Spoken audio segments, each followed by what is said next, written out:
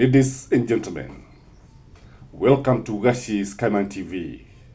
It is raining here, it has not rained for long, but there is a heavy downpour. I hope wherever you are safe. So what happened yesterday in Kisii should be a lesson to Raila Odinga and William Samoei Ruto. I want to say this, that if you visit many joints at night where the youth are meeting and having good time, dancing and so on and so forth, you realize that they always saying, Moi must go, not Moi, sorry for that, Ruto must go, and now they are singing, Raila must go. And this one tells you, there is something that is happening in the air. There is a paradigm shift as far as politics is concerned in this country. And there is a new order that is coming in this country. And the government seems not to have learned anything, seems not to have learned the lesson. I want you to watch what was happening here yesterday in Ebu, in one of the joints.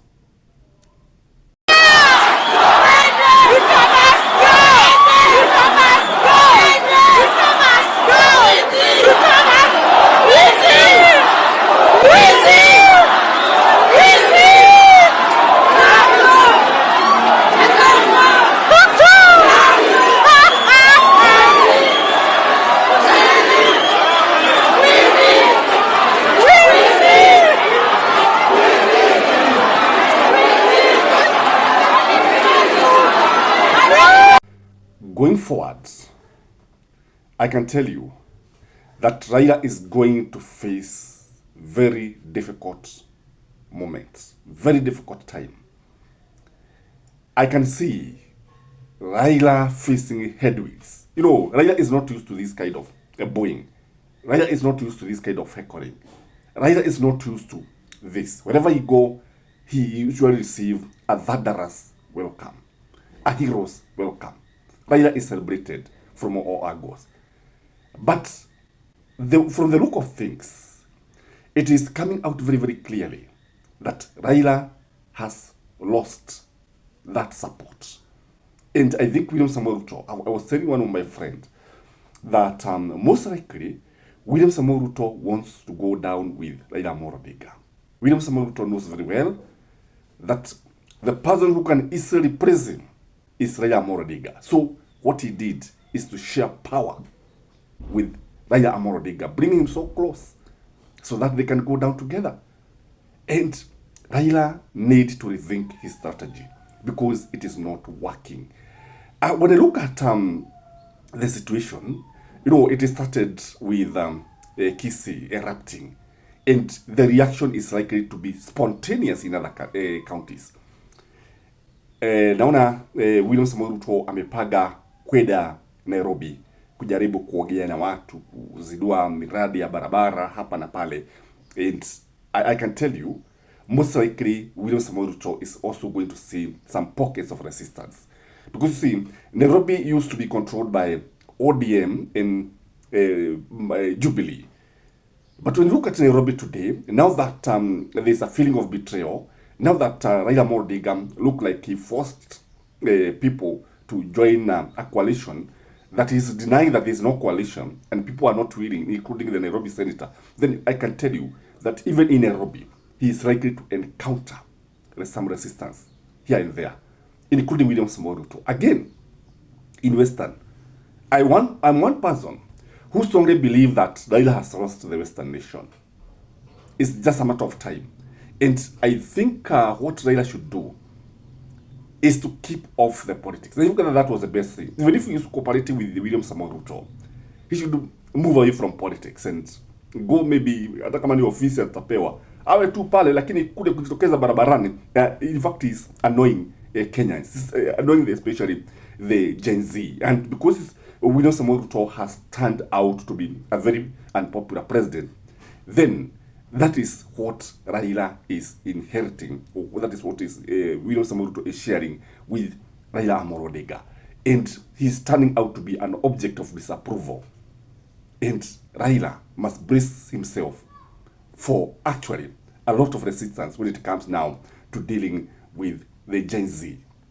Again, something that Kenyans need to realize, and these leaders need to realize, is that they are dealing with a very, very angry population. Very, very angry population. Angry because of the high cost of living. Angry because they believe that these guys are just benefiting themselves. Angry because they are promised so many things and nothing is coming. Angry because, these guys are flouting wealth, a lot of money. When you donate 3 million, like what Kipchumba Murkomen did in a mosque, and Kenyans have nothing in their pocket, what are you telling Kenyans? Are you telling Kenyans that actually this is your money? You see, because Kenyans do not even want to see this kind of issue. If you look at what happened yesterday in Thika Road, they were running battles, the youth and the police, because of this kind of thing. So I think the government need to know the things that are actually triggering these reactions and maybe move away from them. Look at what happened here in a mosque.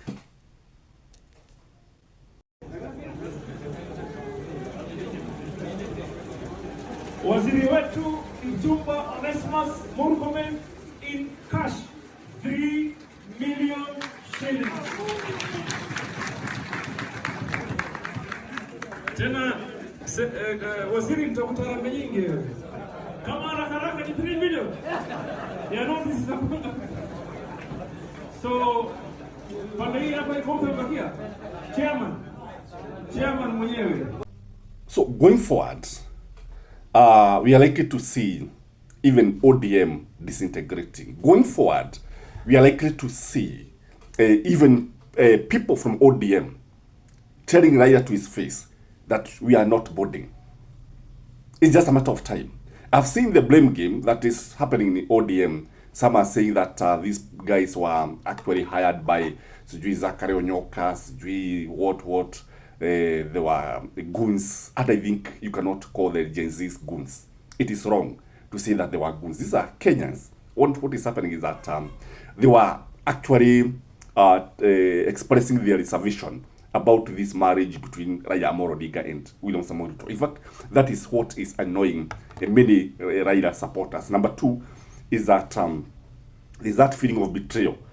People strongly believe that either ODM should have a presidential candidate, and alternatively, they should have supported Kalonzo.